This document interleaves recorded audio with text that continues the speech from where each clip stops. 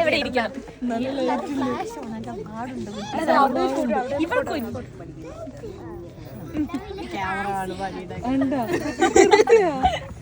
സ്നേഹത്തോടെ ഇരിക്കും. പിന്നെ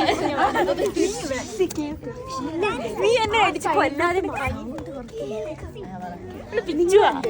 ഞാൻ പിച്ചില്ല. ഇവിടെ ഞാൻ ഇവിടുന്ന് മാറത്തില്ല. നീ രണ്ട് കാര്യം പറഞ്ഞു പറ. അത് പറ്റത്തില്ല. വേറെ കാര്യം പറ. ഇത് ഞാൻ